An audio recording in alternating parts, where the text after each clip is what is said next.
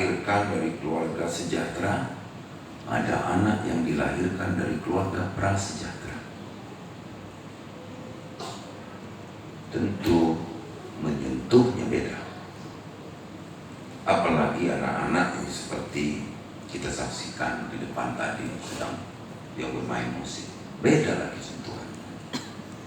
Maka pemerintah dari berbagai tingkatan, tingkat nasional, provinsi, kabupaten, kota, kita sama-sama agar kita tidak menjadi generasi berdosa,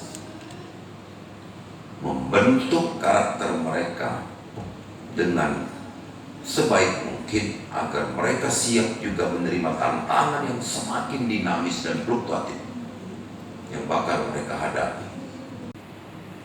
Begitu pentingnya arti anak bagi kita, saya dan Anda semua, generasi lalu, generasi kini, dan generasi yang akan datang. Anak adalah pewaris bagi negeri ini. Kita adalah orang-orang yang mendesain,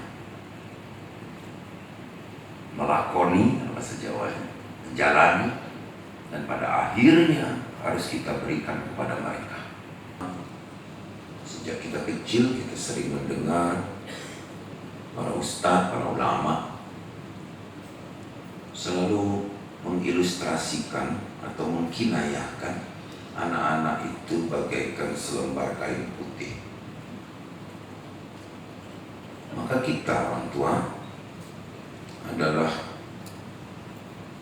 generasi yang mewarnai mereka. Warnanya, coraknya, bentuknya tergantung kita.